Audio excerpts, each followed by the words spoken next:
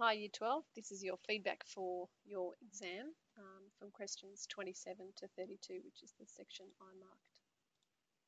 So question 27, you are required to analyse the pedigree for Marfan syndrome, which is a genetic disorder.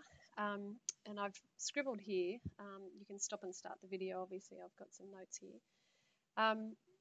Most people just are either choosing the wrong letters. So M wasn't a great one, but if you had a pointy M and a little rounded M, that's good. But remember to avoid those letters that have the same upper and lower case symbol. A lot of you also decided that it was sex-linked, which it isn't. This is a handy flow chart to go through if you're attacking questions like this. So ask yourselves questions. Is it, do we find that the males are only affected, therefore it's Y-linked, etc. Now, we've been through this in class many times, but maybe you can copy this one out again and put it up on your wall. So you just have to systematically go through it and say, righto, if it is sex-linked, does this pattern fit? If it is not, does this pattern? If it's recessive, if it's dominant. And of course the answer was that it was dominant. In the answer scheme, which is here, they required a Punnett square. Now, if you showed working here that was logical, I paid the marks. But in future, for any of these types of genetics questions, you have to put a Punnett square in. So there was one for some evidence with the explanation, and then two pieces of evidence from the pedigree. So whether you said, a lot of you said, oh, it's this because blah, blah, blah, or it can't be this because, so that was really good. That on the whole, that was well done, but most people either got it really right or really wrong. So we need to practice those, anybody who got that one incorrect, so that we can really nail those questions, because they are quite easy. Okay, the next one was question 27B, and it asked us to evaluate the effectiveness of current disease prevention methods for non-infectious diseases like Marfan's. Now, a lot of these questions, they'll say, look at the diseases like this one. So it's basically saying classify the disease as non-infectious or infectious, and then tell me ways for all of that category. A number of you just talked about genetics. Some of you went on to talk about other infectious diseases like cancer and things, so that was good. The marking criteria is here, and here's an answer that they suggested. What I was after was things like PGT, so pre-implantation genetic diagnosis, or PGT as they call it in your textbook, testing, whereby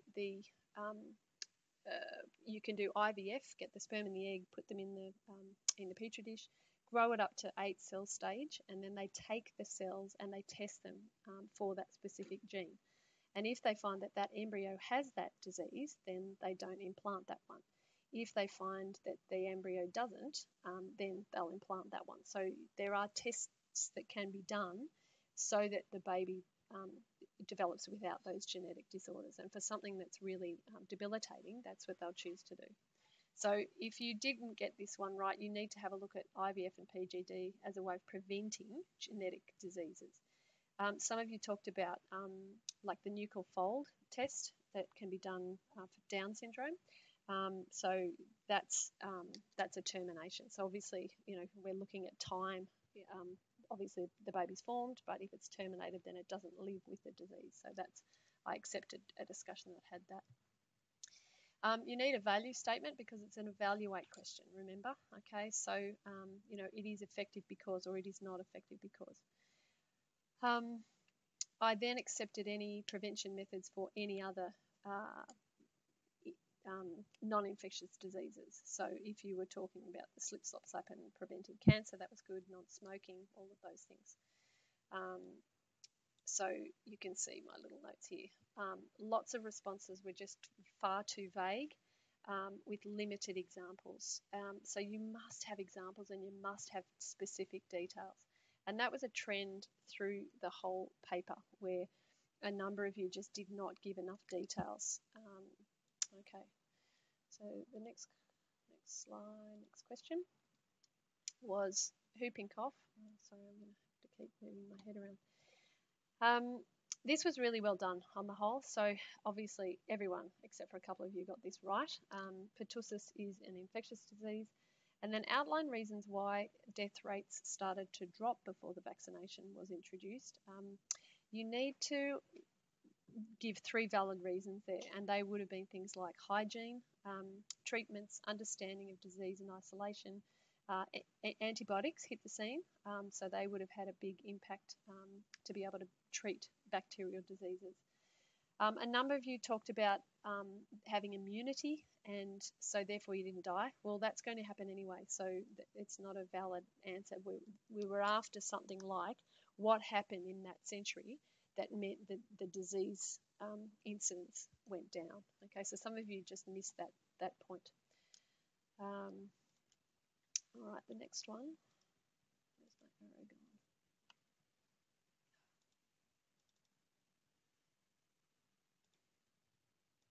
Can't progress the slide, which is a bit frustrating. Okay. So, I've got 2 slides now. Pause.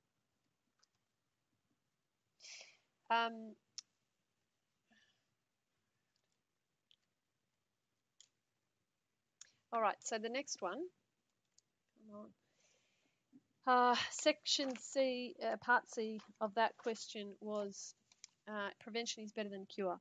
Justify this statement with respect to infectious diseases. So again, not enough details, okay? We can see in the marking criteria that it's a very vague marking criteria. So what I wanted was a judgment about what prevention, why prevention is better than cures. A couple of you started talking about the fact that cures were better than prevention, so that's not right. You needed to define infectious diseases. A number of you were using that IDEAE framework, which was fantastic. A number of you were planning, but most of you weren't. So on most of your papers, I've written plan, ? Where is it? Because it was really evident that you did not plan, and your answers were all waffly, and you didn't get all of the marks that were available.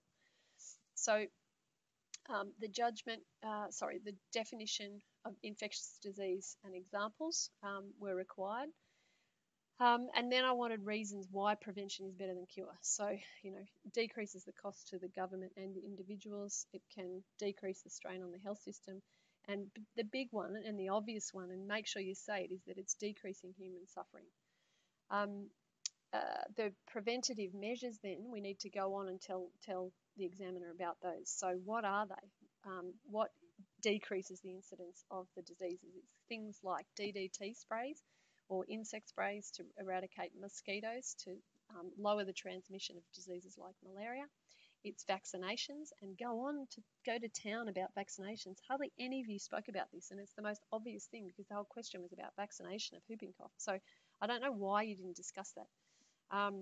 But again, you've got to give specific examples. Why have vaccination programs been so successful? Outline that. Hygiene, so foodborne diseases, cholera and things like that. If we've got hygiene, we're washing our hands, we've got knowledge to decrease the transmission of diseases. Quarantine, isolation, sanitizer, decreasing transmission. So, what is the method and how does that prevent the disease? We need to watch the video, The Last Silver Bullet, so I'll try to schedule that. And we need to do a lesson on smallpox, because smallpox is a classic example of a disease that was eradicated from around the world because of vaccination. So on the whole, 7 marks that you should have been able to get 7, and most people didn't. There are a couple, I think, 7s and 6s. But I just need so many more details. There was limited planning, I've already said that, and lots of general statements. So you just can't keep doing that in the HSC. All right, next one. Oh, there's a sample answer. Okay, come back and have a look at that. I'll make this PowerPoint available as well. This question was really well done. Thank you to people who are remembering that Tupac mnemonic. So remember title, units, points plotted with little X's, points plotted in pencil, axes, a curve of best fit or a line of best fit or a bar graph, key. In this case, you did need a key. Most graphs we do don't need keys, but this one did. And then a scale. So is your scale going up by numbers that are logical, or have you jumped around? Most people got 3 out of 3 for that, so that was really pleasing to see that your graphing has really improved. That was terrific. All right, this one, again, the longer answer ones, on the whole, poorly done because we're not planning and we're just having a bit of a rave. The number of people who repeated this section of the question, and like that took up half the paper, and then I inserted here, like your answer starts here. So don't be repeating the question because you're not going to get any marks for that. So again, I needed a definition of the longitudinal epidemiological study. What is it? What does it involve? And state things that are part of an epidemiological study. So what do they survey in the groups and the control groups and the experimental groups?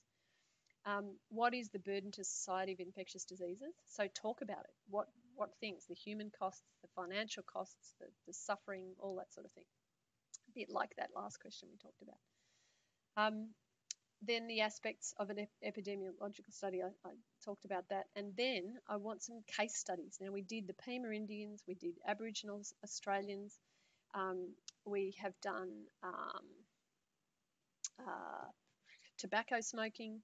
I think the other class did asbestosis. So there's lots of examples. And if you feel you haven't got lots of examples, we need to get them and fill those gaps. So what are the linkings to the findings? How did we prevent and manage the disease? Use the data from the question. A number of you did that, which was great. So I'm citing these statistics and then going on to answer your question. Lots of students repeating the question. I said that. And again, I need specific details with specific examples, not just this airy-fairy thing that anyone down the street could tell me. Okay, this was on the whole pretty well done, but a lot of you are missing the obvious again. A lot of you didn't answer the question. So the question was saying, describe the impact on biodiversity. So you have to mention that. You can't just talk about the benefits of biodiversity and how they've made, the pesticides and things go down. This graph actually was a really bad stimulus because it wasn't anything to do with biodiversity. And a number of you said, these are the benefits. However, the problem when we're looking at biodiversity is this. So that's a clever way to incorporate the stimulus in your answer. So well done, those people. Again, pick 2 or 3 different types of biotech. Pick the ones. Be clever about delineating which ones you're picking and choosing. Which ones do decrease biodiversity? So a number of you talked about cloning, which is a good answer because it decreases. Some of you talked about transgenics and it makes it go up. So, that showed me that you understand those technologies. Again, we need examples, BT, cotton or corn, etc. Answered well on the whole. I said must define key terms in the question and give more than one example. So if it says, methods or diseases or biotechnology, you've got to give some more examples, not just one. There's our example. Again, come back and watch that at your leisure. Really well done this. I marked it pretty generously, but if you had, you got a mark for the causes, a mark for the symptoms, a mark for both diseases. So that was really well done. And again, that's a gift for marks if you can outline the symptoms and causes of diseases. There's our answer, standard example answer, but that was really well done. Now, question 32, this was probably the poorest done. I think everyone, like people who knew about haplotypes and SNPs did really well, and the others of you just were floundering in this question. So we will do another lesson on haplotypes, and we will attack this one again. So we need to measure the SNPs in the populations. That means taking the birds, taking their blood, measuring and looking at the DNA inside. The develop a haplotype diagram to compare the DNA of populations and determine the sizes of the differences. So lots of you talked about observing and doing ecological sampling, so that wasn't right. You needed to go that extra step further and then say, yes, we'll look at the genetics of it, because that was the question, looking at genetic diversity, not just phenotypic diversity. And then finally, but related, was this question which looked at human evolution. So most people got Homo neanderthalis, and we all need to be able to read these phylogenetic trees. So these two up here are the most related, which most of you identified, so that was good. You need to underline scientific terms, okay? And again, that just elevates your answer to a band 5 or a 6, whereas most people in the state won't do that. So again, we've got to just get those details and make sure our answer is the best it can be. Explain how the genetic techniques have increased our understanding of human evolution. So looking at mDNA, mitochondrial DNA studies, again, we'll pick out those videos and watch those again with haplotypes. So basically what we need to do is use DNA testing, PCR, DNA profiling, electrophoresis, etc., to look at the differences in ethnic groups across the human population and look at the numbers of differences and then work backwards and say, well, this is when those populations divided. A number of you talked about getting DNA from ancient humans. Now, the only humans that we've been able to get DNA from are Neanderthals, but saying something like Australopithecines and way back here that we can get their DNA and compare it is not right. So we can't get DNA that is that old. You can't get dino DNA, even if it said so in Jurassic Park. And a number of you identified that in your depth studies, when you talked about the fact that the DNA won't last, so you can't test that really old stuff. Again, we will look at this one because that whole haplotype SNPs was poorly done. But on the whole, look, we were pleased with the bio results. But again, we've got lots of work to just make them that little bit better. Okay, that's it.